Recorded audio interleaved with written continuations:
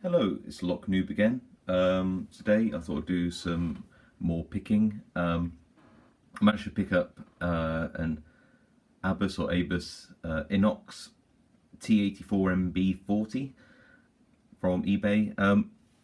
All I know is that these are sort of rust-proof sort of marine locks. I've actually seen a few of these around, just on chains outside. So you know, relatively common. This one's had a hard life. Somebody's obviously got in there with a bolt cutter. But the shackle itself is very much locked in. It's very much at the lock position. Since I bought it, obviously, and I recommend you do the same when you buy a second-hand lock that's been outside for its life, is to throw a bit of WD-40 on it and give it a bit of a clean down. Make sure it's not too gritty. I like buying good quality but old locks without keys, because that's good practice, right? If you don't have the key, then you can't cheat and try to figure out how to get into them otherwise. So I want to do single pin picking on this one. I might do a video later on raking it. As far as I can tell, it doesn't have any security pins in, or at least it doesn't feel that way. Like I said, I'm no expert. Tension wrench.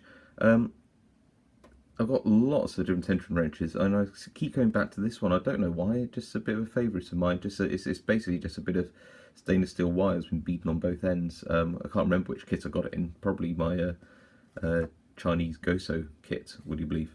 But it just seems to fit in nicely and provide me with the right level of tension on these small padlocks. So just going to pop that end in. Moderate tension on this one, and I'm using a Southord Max. Well, when I bought it, it's a medium hook, but it's sort of a short hook. If you look at this end here, it's quite a short hook. As you know, I love this pick. I'd suggest anybody who is willing to spend a little bit more on their picks, go out and get one. Very comfortable, very hard steel, and it just feels really nice in your hand. It's got an extra little bit of length on the handle as well. So anyway, it's not about the pick, it's about the picking.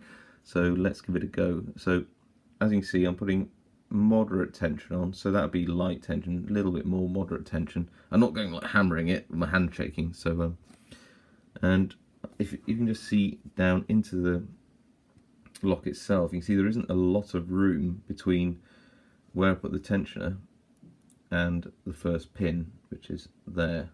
So obviously a pick with a profile which is relatively low in terms of height of shaft and end of pick is ideal for this. So let's give this a go. So start at the back, a bit of tension, slide it all the way in, and feel for the first binder.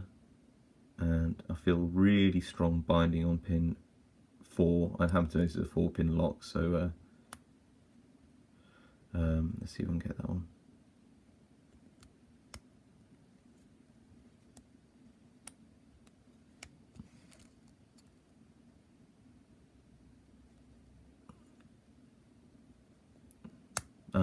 Okay, got another click.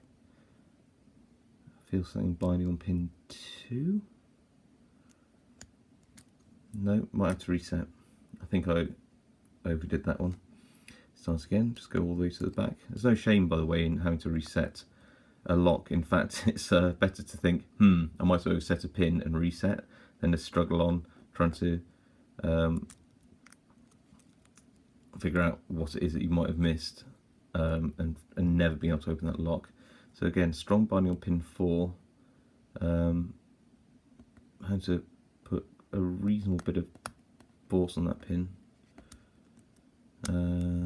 All feel fine. Pin 1 is quite a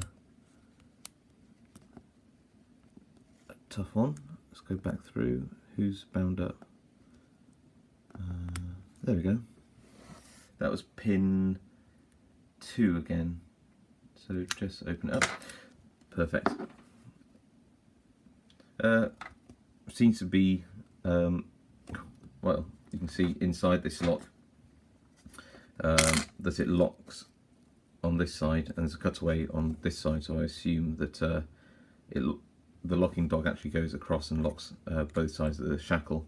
And if you look here, you can see that there's bite marks in here, so it looks like somebody's tried to get there.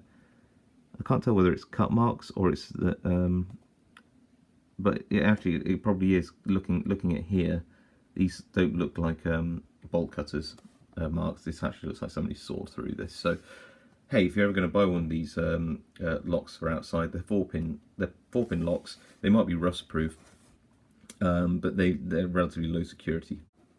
See you next time. Bye.